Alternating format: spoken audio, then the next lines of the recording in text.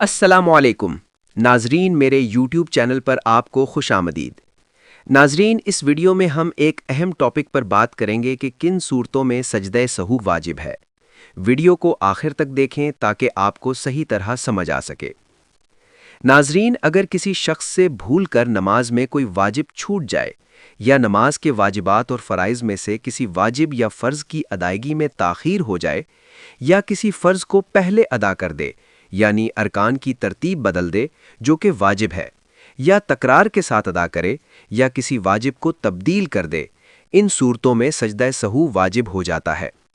सजदा सहू की अदायगी से इस नुकसान की तलाफ़ी हो जाती है और सजदा सहू वाजिब होने के बाद साक़ित नहीं होता, बल्कि इसको अदा करना ज़रूरी होता है।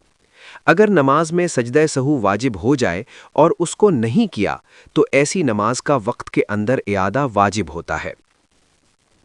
अलबत्ता ईदैन और जुम्मा वगैरह की नमाज में मजमा ज़्यादा हो, जिसकी वजह से सजदा सहू करने से इंतिशार और लोगों की नमाज ख़राब होने का कवी अंदेशा हो, तो सजदा सहू साक़ित हो जाता है और इसका ना करना बेहतर होता है और हर्ज की वजह से इआदा भी मुआफ़ हो जाता है। और अगर मुक्तदियों की तशवीश का गालिब गुमान नहीं है, मसलन जमात मुख्तसर है कि सबको सजदा सहू का इल्म हो जाएगा और तशवीश भी ना होगी, तो इस सूरत में कोई वाजिब सहवन तर्क हो जाए तो सजदा सहू वाजिब होगा। अब अगर आपको पता होगा कि वाजिबात नमाज क्या हैं, तो फिर आपको सजदा सहू के वाजिब होने का भी पता होगा। नहीं है तो चलिए मैं बता देता हूँ। मुफ्ती आज़म हिंद मुफ्ती मोहम्मद किफ़ायतुल्लाह देहलवी रहिमहुल्लाह ने तालीमुल इस्लाम में नमाज के 14 वाजिबात ज़िक्र किए हैं। फ़र्ज़ नमाज़ों की पहली 2 रकतों को क़िरात के लिए मुक़र्रर करना, फ़र्ज़ नमाज़ों की तीसरी और चौथी रकत के अलावा तमाम नमाज़ों की हर रकत में सूरह फ़ातिहा पढ़ना,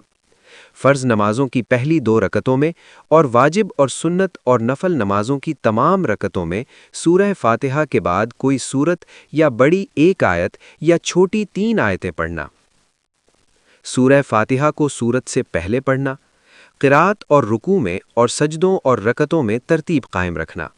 क़ौमा करना यानी रुकू से उठकर सीधा खड़ा होना, जलसा यानी दोनों सजदों के दरमियान में सीधा बैठ जाना, तादील अरकान यानी रुकू सजदा वगैरह को इत्मीनान से अच्छी तरह अदा करना,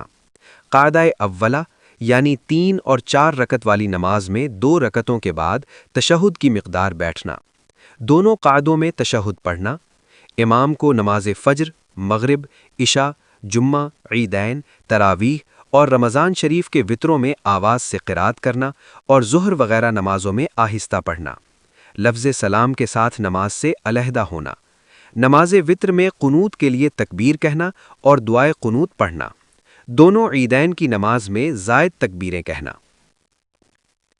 नमाज के वाजिबात में से कोई चीज़ भूले से छूट जाए तो सजदा सहू कर लेने से नमाज दुरुस्त हो जाती है और क़स्दन कोई चीज़ छोड़ दी जाए तो नमाज का लौटाना वाजिब होता है। सिर्फ सजदा सहू से इस नुकसान का इज़ाला नहीं हो सकता और भूले से छूटने की सूरत में अगर सजदा सहू करना भूल जाए तो उस नमाज के वक्त के अंदर अंदर इआदा वाजिब होगा। फ़क़त वल्लाहु आलम। अब भी अगर आपको सजदा सहू या वाजिबात नमाज में कोई दुश्वारी है तो कमेंट में बताएं, इंशाअल्लाह आपको आगाह किया जाएगा।